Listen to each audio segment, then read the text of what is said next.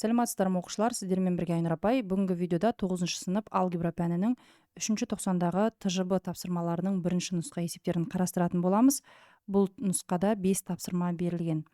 Бірінші тапсырмаға келетін болсақ, сол және оң бағандар арасында сәйкестікті орнатыңыз делінген. Бізде екі тапсырма бар, яғни біріншісі 240 градус деп берілген, градустық өлшеммен, және екіншісі 48 пи бөлу 9 деп радианмен берілген. Бірінші тапсырмадан бастайтын болсақ, 240 градус, оны радианға айналдыруымыз керек. Ол үшін осы 240 градусты 180 градусқа көбейтеміз де қайтадан 180 градусқа бөлеміз. Бұлайнан қысқартып жіберсек 240-тың өзі шығады ғой, бірақ біз олайнан қысқартпаймыз, себебі біз оны радианға айналдырайын деп отырмыз. Енді не істейміз? 240 градусты жазамыз, көбейту, 180 градус дегеніміз ол радиан мен пи, бұны пи деп аламыз. Ал бөліміндегі 180-ді қалтырамыз. 180 градусты мына 240 пен қысқартуға болады. Мына жерде нөлдерін алып тастаймыз. 24 пен 18 екеуде 6-ға бөлінеді. 24-ті 6-ға бөлсек 4, 18-ді 6-ға бөлсек 3 қалады. Сонда 4 пи бөлу 3 болады екен. Д нұсқасы дұрыс, яғни бірінші жауапқа Д нұсқасы келеді деп жазамыз. Енді екіншісінде бізде керісінше радианмен берілген 48 пи бөлу 9 деп. Енді пидің орнына 180 градусты қоямыз және оны 9-ға бөлеміз. 9 бен 180-ді қысқартып тастауға болады, екеуде 9-ға бөлінеді. 9-дың орнында 1 қалады, 180-нің орнында 20 қалады, 20 градус. Енді 48-ді 20 градусқа көбейтетін болсақ, 960 градус шығады екен. Сонда берілген нұсқаларда Б нұсқасы екінші есептің жауабы болады. Екінші тапсырма өрнекті ықшамдаңыз деп берілген. Мына жаққа берілген көшіріп жазайын. Тангенс альфа қосу косинус альфа бөлу 1 қосу синус альфа. Енді тангенс альфаны біз формуласын білеміз. Ол синус альфа бөлу косинус альфа деп жазып аламыз. Қосу косинус альфа бөлу 1 қосу синус альфаны көшіріп жазып қоямыз. Енді бұл бізде бөлшектер бір-бірімен қосылған кезде ортақ бөлімге келу керек. Ортақ бөлімге келтіреміз. Бірінші бөлшекке 1 қосу синус альфаны береміз, ал екінші бөлшекке косинус альфаны береміз. Сонда көбейтетін болсақ, синус альфаны 1-ге көбейтсек, синус альфа, және қосу синус альфаны синус альфаға көбейтсек, синус квадрат альфа, қосу, енді екінші бөлшекте косинус альфа мен косинус альфаны көбейтсек, косинус квадрат альфа шығады. Ал бөлімінде бөлшектегі өрнектердің көбейтіндісі түрінде жазамыз, яғни косинус альфа көбейту жақшаның ішінде 1 қосу синус альфа. Енді мына синус квадрат альфа мен косинус квадрат альфа ол бірге тең. Бізде ондай формула бар, яғни синус альфа қосу 1 болып шығады бөлім алымында. Ал бөлімінде косинус альфа көбейтілген 1 қосу синус альфа болады. Қосылғыштардың орнына ауыстырғанмен қосындының мәні өзгермейді, яғни мына бөлшектің алымында тұрған өрнек пен мына бөлімінде тұрған өрнек екеуі бірдей. Оларды қысқартып жібереміз. Алымында 1 қалады, мына бөлімінде де 1 қалады. Сонда есептің жауабы 1 бөлу 1-ді косинус альфа көбейтсек, косинус альфа. Яғни косинус альфадан 1 болып шығады екен. Келесі үшінші есеп.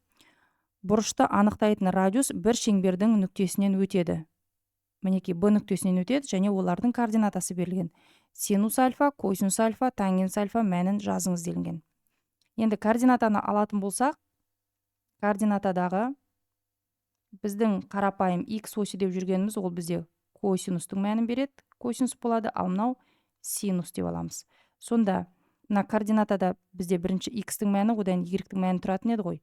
Яғни минус түбірас 3 бөлу 2 деген бұл косинустың мәні. Яғни косинус альфа ол тең минус түбірастында 3 бөлу 2-ге тең. Және синус альфа ол 2-ден 1-ге тең. Міне, мына екеуінің мәнін біз таптық. Енді тангенс альфаны табуымыз керек. Тангенс альфаны табу үшін синус альфаны бөлеміз косинус альфаға. Енді осылардың мәндерін орнына қоямыз. Синус альфа дегеніміз 2-ден 1, оны бөлеміз. Косинус альфаның мәні минус түбір астында 3 бөлу 2. бөлшекті бөлшекке бөлу қасиетін пайдаланамыз, және мына жерде минус болғандықтан бөлшектің алдына минус қойып кетейік. Яғни 2-ден 1-ді бөлуіміз керек, түбір астында 3 бөлу 2-ге. Бөлшектер бір-біріне бөлінген кезде бірінші бөлшек 2-ден 1 жазылады. Мына бөлудің орнына көбейту қойылады да, одан кейінгі тұрған бөлшек кері санға айналады. Яғни алымы мен бөлімінің орнын ауыстырамыз. Түбір астында 3-тен 2 болады. 2 мен 2 бір-бірімен қысқарып кетеді. Сонда тангенс альфаның мәні минус түбір астындағы 3-тен 1 болады. Енді иррационал санды бөлшектің бөлімінде қалдырмаймыз дейтін болсақ, онда бұның алымында бөлімінде түбір астында 3-ке көбейтіп жібереміз. Сонда есебіміздің жауабы минус бөлімінде түбір асты 3 пен түбір асты 3-ті бір-біріне көбейтсек 3 шығады, ал алымында түбір астында 3 болады. Яғни минус түбір астында 3 бөлу 3 болады. Келесі 4-ші есеп, өрнекті ықшамдаңыз деп берілген. Тең деп мына жақтан жалғастырайын. Екі бөлшектің де алымында косинус альфа тұр. Осы косинус альфаны жақшаның сыртына шығарып жіберуге болады. Сол кезде біздің өрнегіміз алымында 1 қалады, бөлімінде 1 қосу синус альфа, қосу екінші бөлшектің де алымында 1 қалады, бөлімінде 1 азайту синус альфа болады. Көбейту синус 2 альфа. Енді мына екі бөлшекті бір-біріне қосу үшін оларды ортақ бөлімге келтіреміз. Бірінші бөлшекке 1 азайту синус альфаны береміз, ал екінші бөлшекке 1 қосу синус альфаны береміз. Енді косинус альфа деп жазамыз. Көбейту. Берілген өрнектерді алымына көбейтетін болсақ, алымдарында бір түр, яғни осылардың өздері ғана жазыла қояды. Жақшаның ішінде 1 азайту синус альфа, және бөлшектердің арасында қосу тұрғандықтан мына жерде ешқандай таңба өзгермейді. Сол қалып жазамыз, яғни 1 қосу синус альфа болады. Ал бөлімінде, қараңыздар балар, мынау А, ал мынау Б деп алатын болсақ, онда мынау да А, және мынау да Б-ны береді. Яғни А плюс Б, А минус Б. Қысқаша көбейту формуласы бойынша квадраттардың айырмасын береді. Яғни 1-дің квадраты азайту синус квадрат альфа болады. Көбейту синус 2 альфа. Жақшаның сыртындағы косинус альфаны жазып қоямыз. Көбейту. Мына бөлшектің алымында минус синус альфа мен плюс синус альфа екеуі бір-бірімен жойылып кетеді. Өйткені қарама-қарсы өрнектер. Алымында сонда 1-ге 1-ді қосатын болсақ 2 қалды. Мынау деген 1-дің квадраты 1 ғой. 1 минус синус квадрат альфа дегеніміз бұл косинус квадрат альфаны береді. Себебі косинус квадрат альфа қосу синус квадрат альфа тең 1 деген формула бар.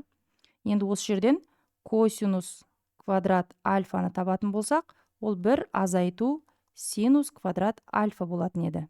Яғни осы бөлшектің бөліміндегі өрнектің орнына енді косинус квадрат альфа деп жазамыз.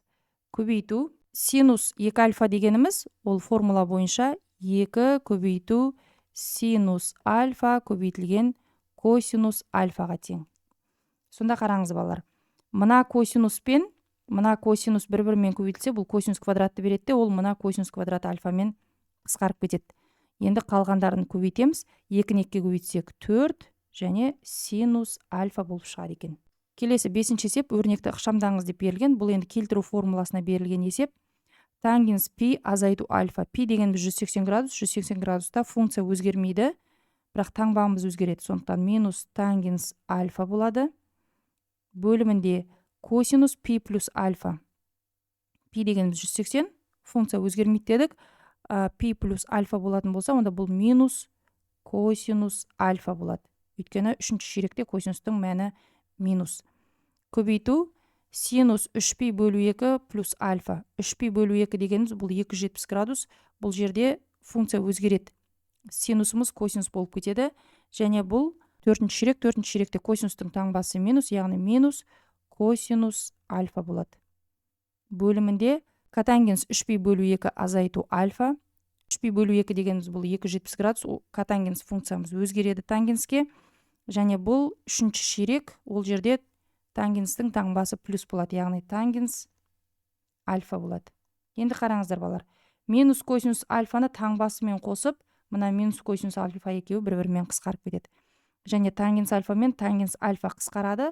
Барлығының орындарында 1-ден қалады. Және мына жерде минус қалып тұр. Сонда есептің жауабы минус 1-ге тең болады екен. Балалар, осымен бүгінгі қарастыратын есептеріміз аяқталды. Есептердің шығарылу жолы түсінікті болды деген ойдамын. Олай болса, видеоға лайк басып, каналға тіркеліп және қоңыраушаны басуды ұмытпаңыздар. Сонымен қатар осы видеоны достарыңызға жіберіңіздер. Ал мен сіздермен келесі видеоға дейін қоштасамын. Сау саламатта болыңыздар. Сіздермен бірге болған Айнұр апай, оңай математика каналы.